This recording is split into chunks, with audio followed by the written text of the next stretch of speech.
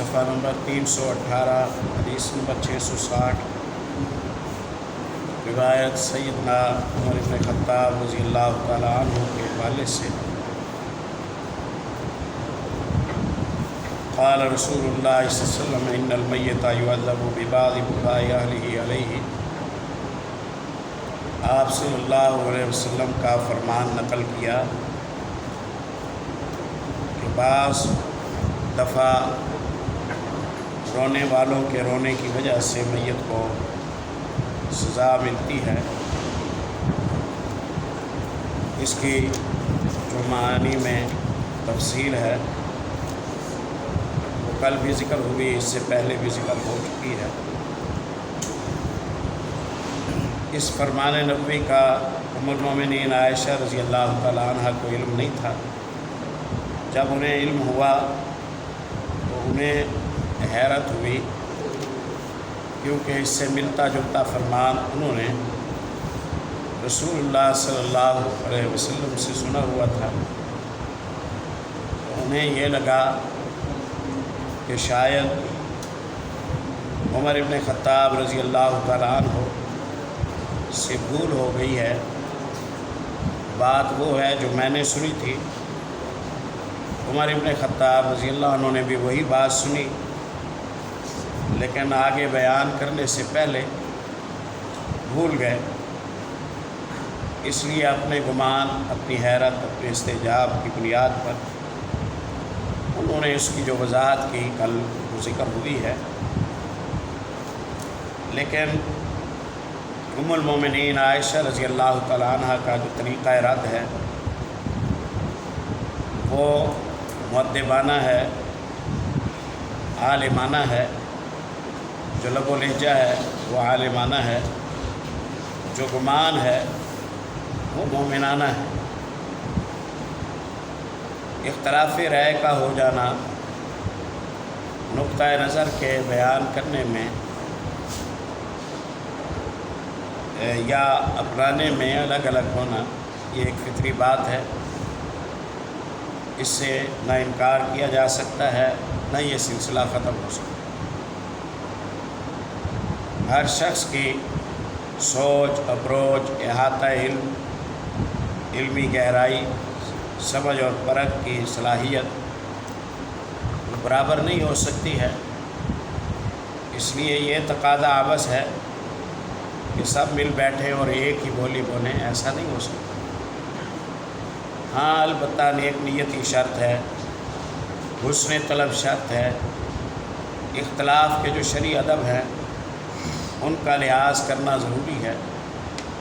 اس ادب کا خیال رکھتے ہوئے نقطہ نظر کی وضاحت بھی کی جا سکتی ہے، اختلاف بھی کیا جا سکتا ہے، فریق ثانی کے دلائل کا جواب بھی دیا جا سکتا ہے، اپنے نقطہ نظر کو پیش بھی کیا جا سکتا ہے۔ اس سب میں کسی قسم کا انشاءاللہ کوئی سوء ادب نہیں ہے، کوئی پھوٹ پڑنے، کوئی جھگڑا ہونے، کوئی فرقہ واریت پھیلنے کا انشاءاللہ کوئی اندیشہ نہیں ہے۔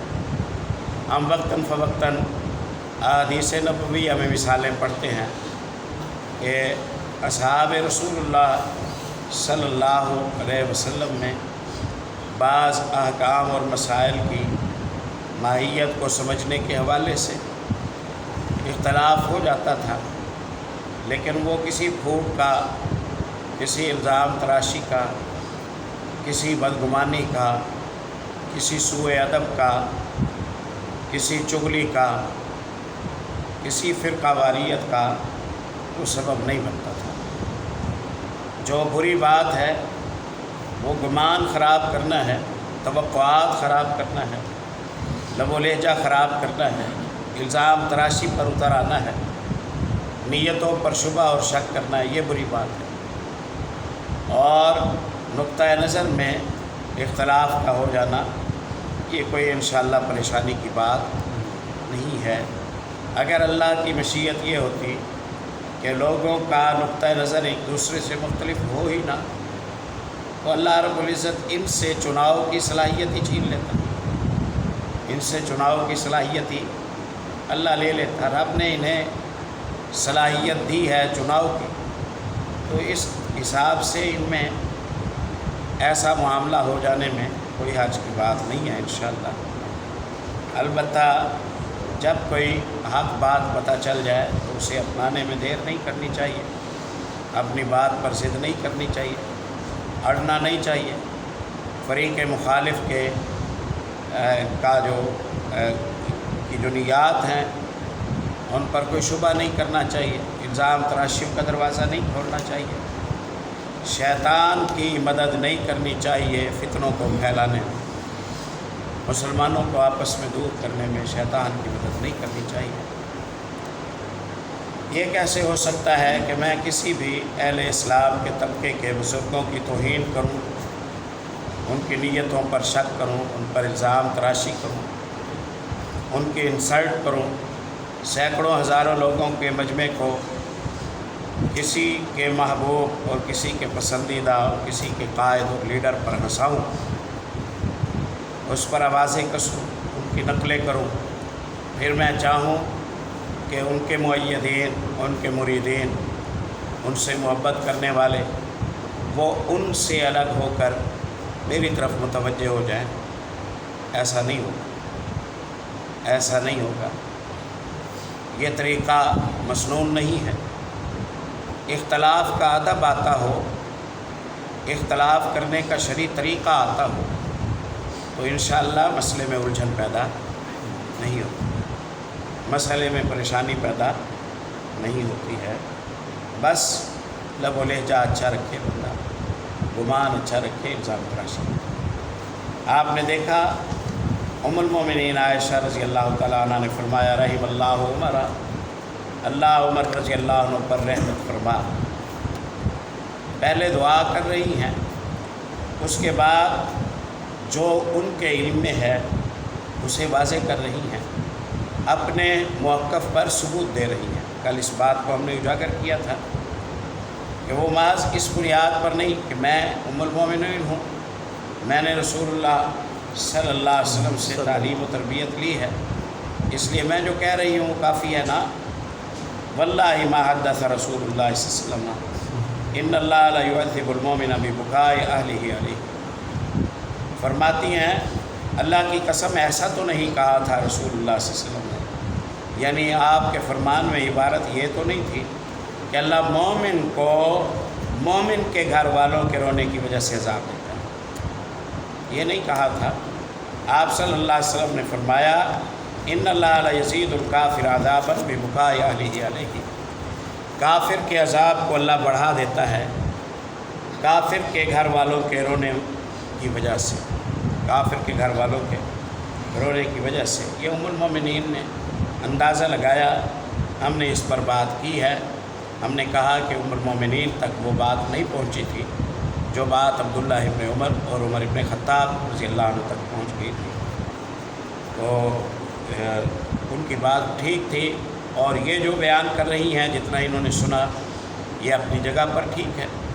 بیان کرتی ہیں رسول اللہ صلی اللہ علیہ وسلم ایک یہودیوں کے گھرانے کے پاس سے گزرے، ان کے یہاں موت ہو گئی تھی، وہ رو رہے تھے، تو آپ نے فرمایا انہم لیبکون علیہا وانہا لتعذب فی قبرہا، یہ رو رہے ہیں اس پر اور میت کو عذاب ہو رہا ہے، یعنی ان کے رونے کا کوئی فائدہ نہیں ہے، کیونکہ ان کے رونے سے اسے تو نجات نہیں ملے گی، وہ حالت اسلام پر اس کی موت نہیں ہوگی۔ یہ الگ بات ہے آپ صلی اللہ علیہ وسلم نے فرمائی، اور وہ مضمون الگ ہے جو پیچھے ذکر ہوا۔ ہم نے کیا سیکھا؟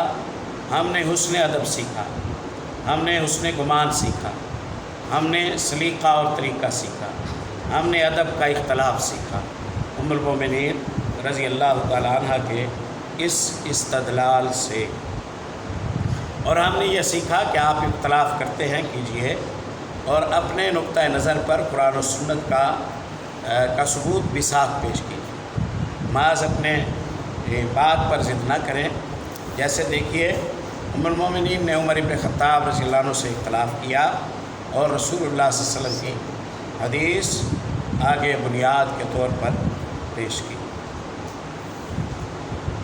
وقالت حسبکم القرآن، ام المومنین نے فرمایا کہ تمہارے لیے قرآن کافی ہے، تمہارے لیے قرآن کافی ہے۔ اور قرآن میں کیا ہے؟ سورۃ الانعام میں 164 نمبر آیت میں اللہ رب العزت نے ارشاد فرمایا وَلَا تَزِرُ وَازِرَةٌ وِزْرَ أُخْرَىٰ، قیامت کا دن ہوگا، بوجھ اٹھانے والے اپنا بوجھ اٹھائیں گے، کوئی کسی دوسرے کا بوجھ نہیں اٹھائے گا۔ ہم نے یہ کہا کہ عمر ابن خطاب رضی اللہ عنہ سے مروی جو روایت ہے وہ بھی یہ نہیں کہہ رہی کہ میت زندوں کا بوجھ اٹھائے گی، وہ یہ نہیں کہہ رہی، وہ بھی یہی کہہ رہی ہے کہ میت کا دخل ہو تو وہ اپنا بوجھ اٹھائے گی، میت کی کوتاہی، غفلت، نصیحت کا بوجھ نہ ہو تو میت کو کچھ نہیں ہوگا۔ اگر میت نے اپنی شرعی ذمہ داری، تعلیم اور تربیت کا معاملہ پورا کیا ہے تو انشاءاللہ یہ حدیث عمر ابن خطاب رضی اللہ عنہ اور آیت سورہ انعام ان میں کسی قسم کا کوئی ٹکراؤ نہیں ہے، اگرچہ بظاہر سرسری نگاہ سے ایسا محسوس ہو رہا ہے جیسا ام المومنین عائشہ رضی اللہ عنہ کو محسوس ہوا۔ ہمارا ایمان ہے کہ ام المومنین عائشہ رضی اللہ تعالی عنہ کو اگر یہ خبر صحیح راستے سے پہنچ جاتی کہ رسول اللہ صلی اللہ علیہ وسلم نے یہ بھی فرمایا ہے تو ام المومنین رضی اللہ تعالی عنہ اسے قبول فرما لیتی۔ یہی تربیت ہے سلف صالحین کی، اس سے کوئی بھی مسلمان پیچھے نہیں ہٹا کرتا تھا۔ آج کا بھی متقی مسلمان اس سے پیچھے نہیں ہٹتا، اور ام المومنین عائشہ صدیقہ رضی اللہ تعالیٰ عنہ اس سے کیسے پیچھے ہٹا۔ یہاں ایک لفظ استعمال کیا ہے ام المومنین عائشہ رضی اللہ عنہ نے، حسبکم القرآن، تمہارے لیے قرآن کافی ہے، تمہارے لیے قرآن کافی ہے، اور قرآن کہتا ہے لا تزر وازرۃ وزر اخریٰ۔ اس طرح کے الفاظ کو ہمارے وہ دوست، وہ احباب، وہ صاحب مطالعہ لوگ استدلال میں پیش کرتے ہوئے حدیث نبوی صلی اللہ علیہ وسلم کی جو حیثیت اور جو مقام ہے اس کے متعلق اعتراض کرتے ہوئے کہتے ہیں کہ دیکھو ام المومنین نے کہا کہ قرآن کافی ہے، ام المومنین نے کہا قرآن کافی ہے، اور عمر ابن خطاب رضی اللہ عنہ نے بھی کہا تھا کہ حسبنا کتاب اللہ، اللہ کی کتاب ہمارے لیے کافی ہے، اللہ کی کتاب ہمارے لیے کافی ہے۔ تو یہ اس وقت کی بات ہے، رسول اللہ صلی اللہ علیہ وسلم اپنے مرض کے دوران ہیں اور مرض بڑھتا جا رہا ہے۔ آپ صلی اللہ علیہ وسلم نے ایک روز فرمایا کہ میرے لیے کاغذ قلم لے آؤ، میں تمہیں کچھ لکھ دوں جس کے بعد تم گمراہ نہیں ہوگے۔ لیکن آپ صلی اللہ علیہ وسلم کی بیماری کی شدت کی وجہ سے یوں محسوس کیا گیا کہ اس وقت آپ صلی اللہ علیہ وسلم کو یہ زحمت دینا آپ صلی اللہ علیہ وسلم کے لیے مناسب نہیں ہے، آپ صلی اللہ علیہ وسلم کو پریشان نہ کیا جائے۔ بعض نے کہا کہ کاغذ قلم دے دیں، آپ نے مانگا جو ہے دے دیں، آپ جو وصیت لکھنا چاہتے ہیں آپ لکھ دیں۔ اور بعض نے کہا کہ فی الحال آپ صلی اللہ علیہ وسلم کی صحت اجازت نہیں دیتی، فکر تو آپ ہماری کر رہے ہیں، اور ہمارے پاس اللہ کا کلام ہے جس میں سارے احکام و مسائل اور ضرورت کی تعلیمات آ گئی ہیں، اس لیے فی الحال اپنے مفاد کے لیے رسول اللہ صلی اللہ علیہ وسلم کو تکلیف دینا یہ مناسب نہیں ہے۔ مشورے ہونے لگے، آوازیں بلند ہو گئی، اور بالآخر آپ صلی اللہ علیہ وسلم نے فرمایا کہ قوموا عنی، یہاں سے چلے جاؤ، اور نبی کے پاس بیٹھ کر تنازع کرنا مناسب نہیں ہے، نبی صلی اللہ علیہ وسلم کے پاس بیٹھ کر تنازع کرنا مناسب نہیں ہے۔ عمر ابن خطاب رضی اللہ تعالیٰ عنہ نے مشورہ دیا کہ جی ایک کاغذ قلم فی الحال نہ دیں تاکہ رسول اللہ صلی اللہ علیہ وسلم کو مزید بے آرام نہ کیا جا سکے، آپ مرض میں بھی پریشان ہیں، پھر آپ صلی اللہ علیہ وسلم کو امت کی بھی فکر ہے، امت کے پاس دین اسلام کا سلیبس اور نصاب اللہ رب العزت نے محفوظ فرما دیا ہے، ہمارے لیے کتاب اللہ کافی ہے، اس لیے ہمیں کوئی پریشانی نہیں ہوگی، تو بہتر یہ ہے کہ نہ دیں۔ یہ دو رائے تھی، دونوں آراء جو تھیں وہ نیک نیتی کی بنیاد پر تھیں، اچھا گمان رکھنا چاہیے، برا گمان نہیں رکھنا چاہیے۔ اور دونوں آرا میں خیر خواہی تھی، دونوں آرا میں خیر خواہی تھی۔ اب یہاں یہ اعتراض کہ جی جب کہہ دیا تھا تو دے دینا چاہیے تھا، یہ اعتراض آج کے مسلمان کو کرنے کا حق نہیں ہے، اس لیے کہ رسول اللہ کے ساتھ رہنے والے وہ رسول اللہ صلی اللہ علیہ وسلم کی مراد کو خوب ہم سے زیادہ سمجھتے تھے۔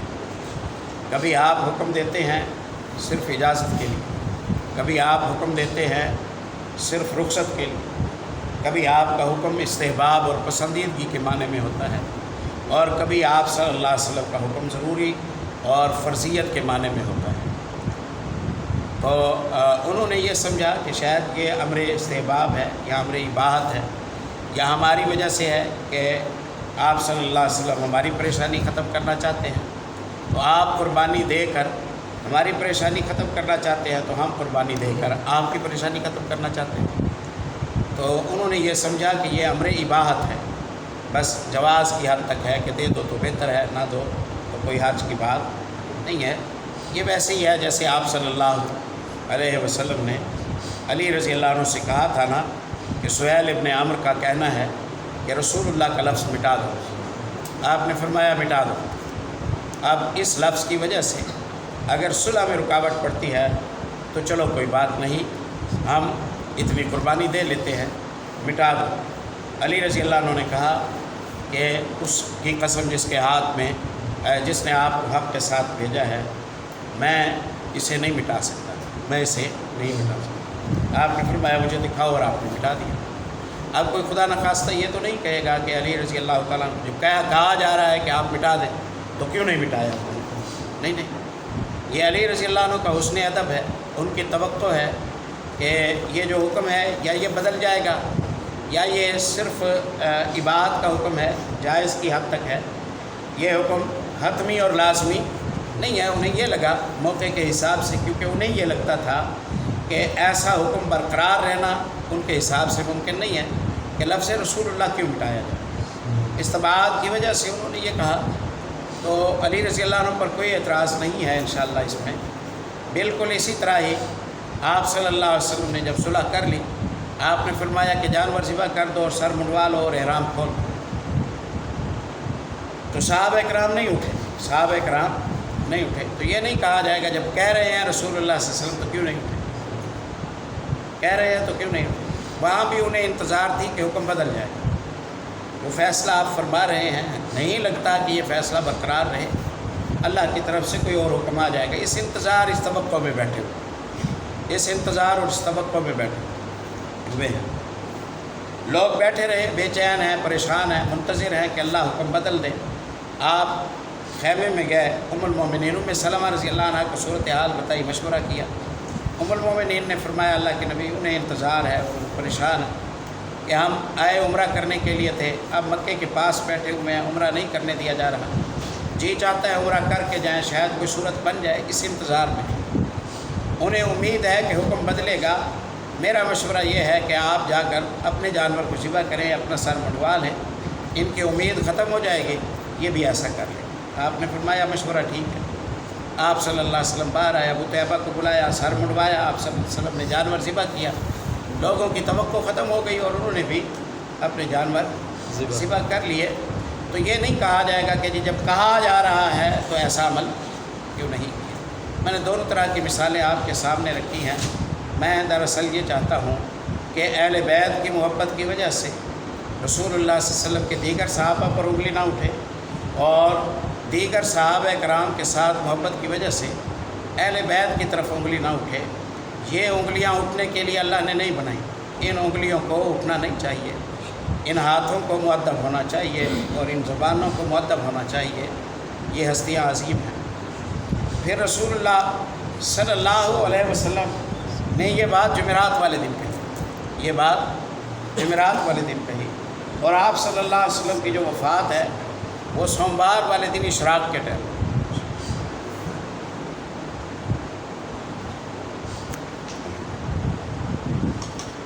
جمعرات کے بعد آپ صلی اللہ علیہ وسلم نے کئی وصیتیں کی، کئی نصیحتیں کی، کئی دفعہ آپ صلی اللہ علیہ وسلم کی ملاقاتیں ہوئی، درمیان میں جمعہ بھی آیا۔ آپ صلی اللہ علیہ وسلم ایک دفعہ مسجد میں بھی میری یادداشت کے مطابق ہے آپ تشریف لے آئے، تلاوت بھی آپ فرماتے رہے، دیگر نصیحتیں بھی آپ صلی اللہ علیہ وسلم کرتے رہے۔ تو آپ صلی اللہ علیہ وسلم نے دوبارہ نہ کاغذ مانگا نہ قلم مانگا، گویا آپ صلی اللہ علیہ وسلم نے عمر ابن خطاب رضی اللہ تعالیٰ عنہ کی جو رائے تھی اسے ویسے ہی پسند کیا جیسے اللہ رب العزت نے عمر ابن خطاب رضی اللہ تعالیٰ عنہ کی موافقت میں قرآن پاک کے درجن سے زیادہ مقامات نازل فرمائے۔ تو یہ حیثیت اس ذات کو تو اللہ رب العزت نے دی ہے، واتخذوا من مقام ابراہیم مصلی، مقام ابراہیم کو نماز کی جگہ بنا لو۔ ہر حاجی مقام ابراہیم کو نماز کی جگہ بناتا ہے، مشورہ عمر ابن خطاب رضی اللہ عنہ۔ آپ نے مشورہ دیا تھا اللہ کے نبی اپنے گھر والوں سے کہیے کہ وہ حجاب کا انتظام کریں، پردے کا انتظام کریں۔ ابھی پردے کا حکم نازل نہیں ہوا تھا، اللہ رب العزت نے حکم نازل کیا کہ آپ قل لازواجک و بناتک و نساء المؤمنین یدنین علیہن من جلابیبہن، پردہ کیا کرو۔ عمر ابن خطاب رضی اللہ تعالیٰ عنہ نے بدری قیدیوں کے حوالے سے مشورہ دیا تھا کہ میرا مشورہ یہ ہے کہ آج ہاتھ لگے ہیں جڑ کاٹ دیں، آئندہ کا رولا ختم ہو جائے، ہر رشتہ دار کو اس کے رشتہ دار دے تاکہ آپس میں بھی ان کی گھوٹ کی صورت نہ بنے۔ یہ عمر رضی اللہ عنہ کا مشورہ تھا، اور اللہ نے قرآن پاک میں بھی اسی طرح کی آیت نازل کی، ما کان للنبی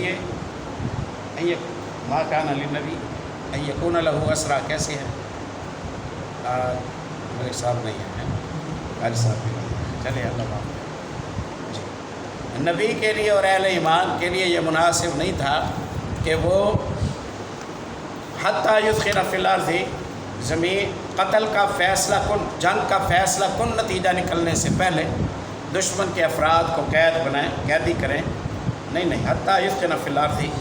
آج ہاتھ لگے تھے، اللہ کی مشیت اور پسند تو یہ تھی کہ جڑ کاٹ دی جائے، بعد میں بچے کچوں کو قید کیا جائے تو کیا جائے۔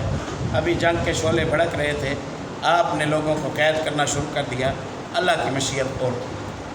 تو موافقات عمر ابن خطاب رضی اللہ تعالیٰ عنہ بہت سارے ہیں، اور یہ حق انہیں اللہ رب العزت نے دیا، وہ مشورہ دیتے تھے، ان کے مشورے کو اہمیت دیا کرتے تھے رسول اللہ صلی اللہ علیہ وسلم۔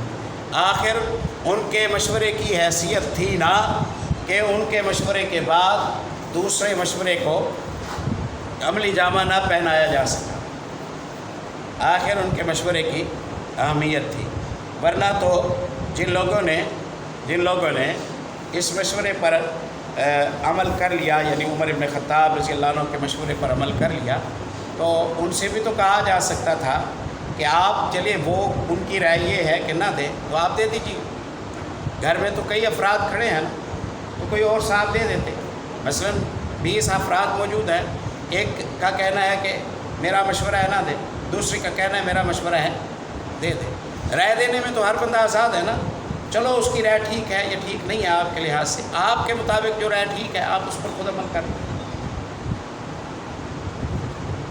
یوں لگتا ہے کہ رسول اللہ کے گھر میں عمر ابن خطاب رضی اللہ عنہ کی بڑی حیثیت تھی، یوں لگتا ہے کہ عمر ابن خطاب رضی اللہ تعالیٰ عنہ کی رائے کی رسول اللہ صلی اللہ علیہ وسلم کے گھر میں بڑی اہمیت تھی، اس لیے تو اس رائے کے مقابلے میں باقی تمام آراء جو ہیں وہ عملی جامہ نہ پہن سکیں۔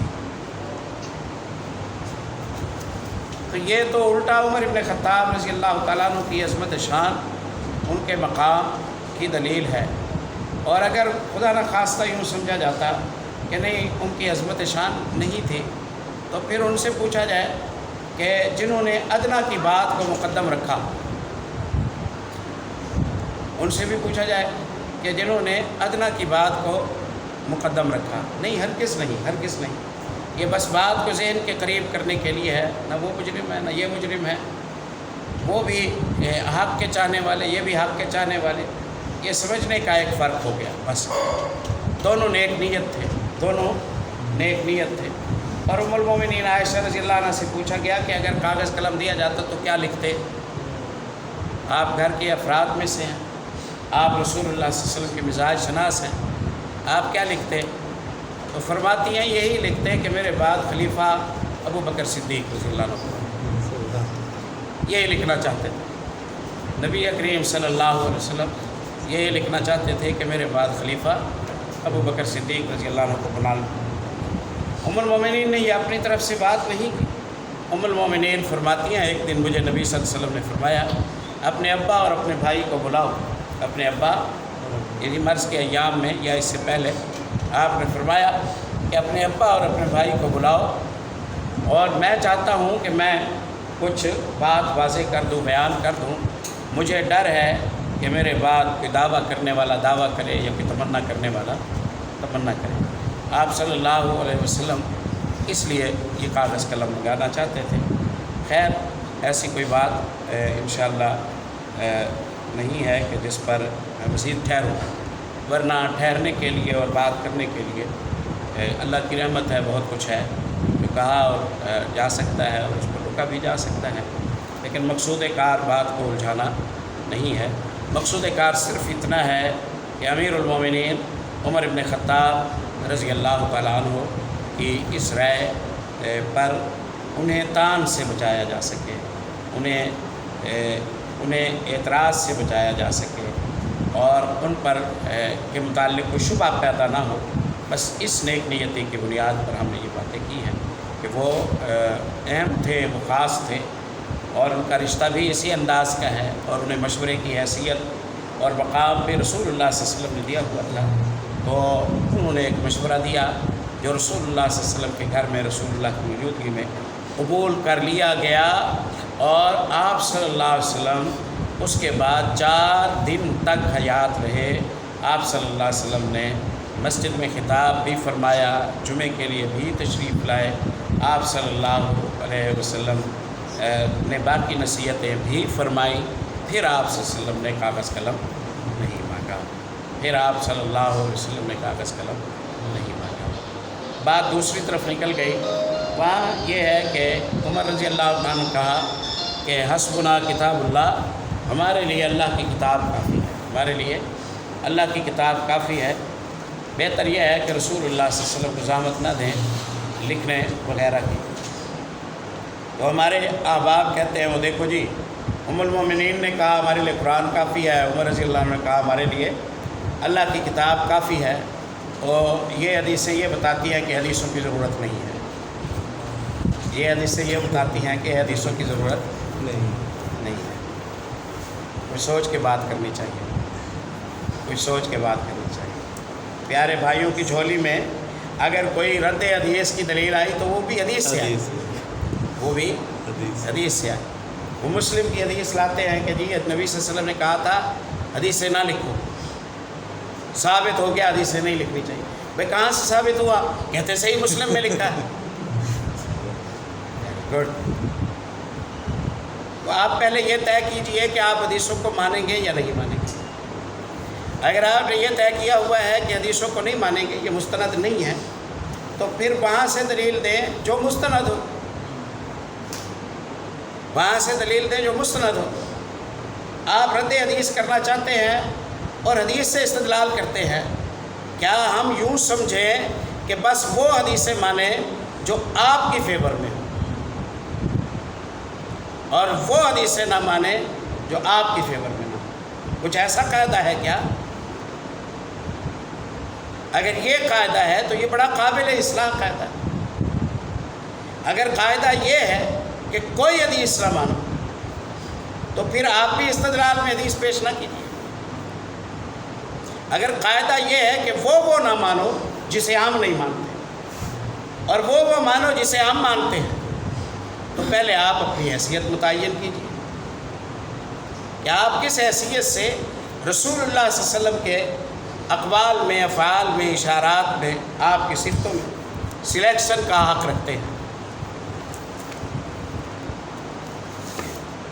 آپ کون ہوتے ہیں رسول اللہ صلی اللہ علیہ وسلم کی ذات و صفات کے حوالے سے خبروں کو پسند یا ناپسند کرنے والے اور طے کرنے والے کہ رسول اللہ کے حوالے سے اس خبر کو مان لو اور اس خبر کو نہ مانو؟ یہ بات کلمہ پڑھنے والے مسلمان کو زیب نہیں دیتی ہے۔ مغالطہ ہے اسے آئے بسم اللہ، انشاءاللہ کوئی مغالطہ ہے تو اللہ رب العزت اپنا کرم فرمائے گا۔ مغالطے اللہ کی رحمت سے نیک نیتی کی بنیاد پر حل ہو سکتے ہیں۔ مغالطوں کے پیچھے جہالت ہے، لا علمی ہے، گمان کی خرابی ہے، رہنمائی کی خرابی ہے، اس کا تو حل ہو سکتا ہے اللہ کی رحمت سے، اس کا حل تو اللہ کی رحمت سے انشاءاللہ ہو سکتا ہے، کوئی پریشانی کی بات نہیں ہے۔ بات کو میں مکمل کر دوں، قرآن و حدیث میں جہاں کتاب اللہ کا لفظ آئے گا، قرآن و حدیث میں جہاں کتاب اللہ کا لفظ آئے گا، اس سے مراد اللہ کا پورا دین ہے، اس سے مراد اللہ کا پورا دین ہے۔ جہاں لفظ آئے گا قرآن و سنت، تو قرآن سے مراد اللہ کی کتاب قرآن، اور سنت سے مراد محمد رسول اللہ صلی اللہ علیہ وسلم کے حوالے سے آنے والی احادیث، یہ مراد ہے۔ کتاب اللہ کا لفظ میں نے پہلے بہت دفعہ مثالیں دی ہیں، قرآن پاک میں جہاں جہاں بھی آیا ہے وہ اللہ کے دین کے معنی میں آیا ہے۔ کتاب اللہ کا لفظ دین اللہ کے معنی میں آیا ہے۔ رب نے کتاب اللہ کی حفاظت کی ضمانت دی، یعنی پورے دین کی حفاظت کی ضمانت دی، اور جب ہم پورے دین کی بات کرتے ہیں تو پورے دین میں قرآن پاک بھی آتا ہے، اور پورے دین میں محمد رسول اللہ صلی اللہ علیہ وسلم کی تعلیمات بھی آتی ہے۔ بس انشاءاللہ اسی پر کفایت کرتے ہیں، کچھ رہتی ہوئی بات اگلے ہفتے کے سبق میں ہم انشاءاللہ بیان کر دیں گے۔ سبحانک